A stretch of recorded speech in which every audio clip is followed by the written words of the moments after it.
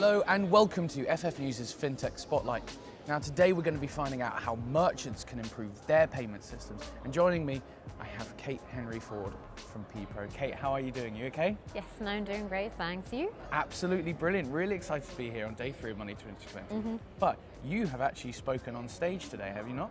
Yep, well, I spoke yesterday. Oh, brilliant. How was it? I was really happy with the turnout. Yeah? It was really nice. We had it was completely full, standing room only. Oh, I wow. feel like that's always a good sign that your topic's that interesting and engaging. Yeah, that is a good sign of a good talk. But could you tell our viewers a bit more about what the session was about? What were the key takeaways from that? Yeah, there was definitely a few topics that we all kind of aligned on. I think one thing definitely was that kind of merchants need to kind of own the payments process themselves. Yeah. That quite often they rely a lot on the advice from the PSPs, but actually they're the ones who have a lot more data.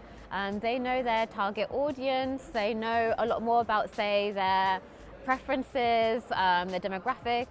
And so often they actually will have the information that they need to actually have the best payments experience possible to be able to choose the payment methods that fit their consumers, but they're not utilizing it.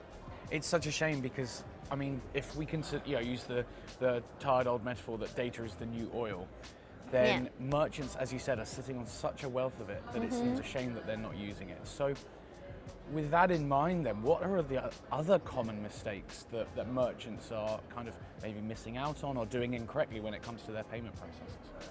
I think often they take a one-size-fits-all approach, right. Especially if they're maybe kind of used to people paying with cards.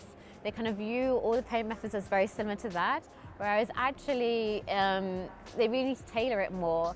And so, for example, some payment methods will have QR codes, others maybe you redirect to the consumer's bank. And it's just very confusing for the payer, especially if they're maybe using a payment method for the first time.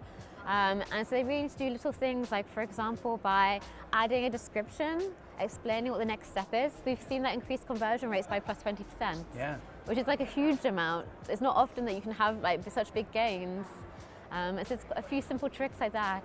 I mean, that's such an incredible change because imagine going through having such a great shop front experience, great product, only to lose a customer at the payment experience. That's it's almost, I feel quite emotional about a small business, for instance, losing that. Yeah. So what are some of the steps that a merchant can take to improve those conversion rates? I think definitely one thing that they need to do is, like we said at the beginning, kind of look at their own data. Right. If they set up tracking per payment method, that would really help them understand kind of like the order of the payment methods, having the most popular one up front top.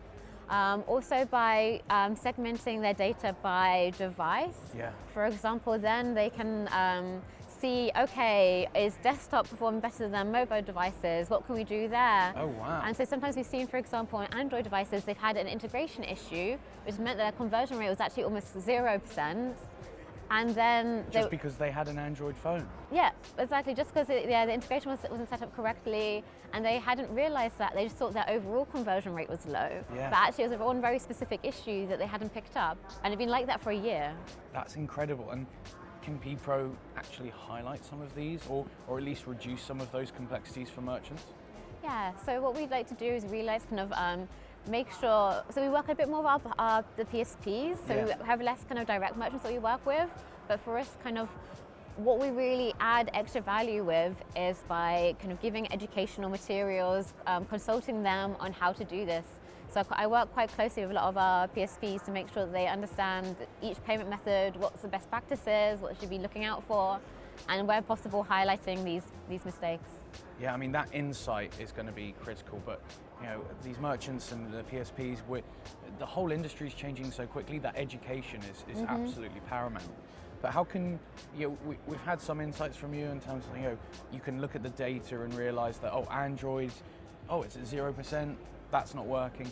What are some of the other kind of data insights that merchants can leverage to really optimize their payment strategy going forward? Going forward, I think there's definitely a couple of different things they can do. I think one thing is obviously just monitoring trends and seeing what their competitors are doing. For example, things are changing quite rapidly. And so it could be that there's a new e-wallet or buy now, pay later solution that would again give us uplift. And so it's important to make sure that they're kind of staying on top of the trends, but also, like say, going back to their customer base. They know who their customers are, so they could also do customer surveys. You can do little pop-ups on the checkout. You could also do a survey after someone's paid to make sure that the experience was smooth. And so they can also kind of leverage that data there. Absolutely brilliant. Now, you brought up something there where it's so true. The industry is evolving at such a rapid pace. Yeah. You know, in the UK, we didn't have QR codes, then COVID came along, and the only way you could go to the pub was to use a QR code, and suddenly everyone was fine with it. Yeah. But that pace of change has only quickened. So how can merchants and PSPs actually keep up with that pace of change? I think for merchants in particular, it's quite difficult. Yeah. Like we said before, like often the payment selection, payment process is kind of at the very end, and so they focus a lot more of their time on the homepage. Yeah. Or like on the marketing.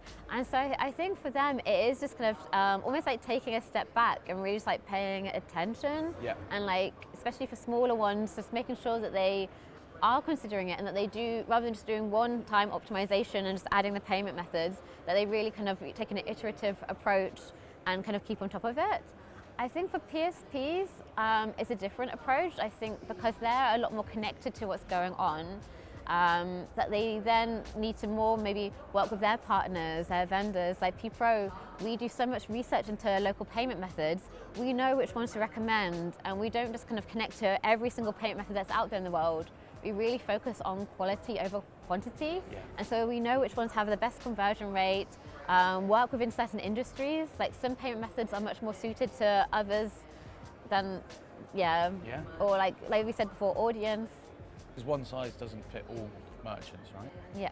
It's going to be very exciting. I can't wait to check out and it actually be quite seamless, and I think we're going to be there very soon. Yeah. Kate, thank you so much for your time. It's absolutely amazing. Yeah, that was great. Thank you.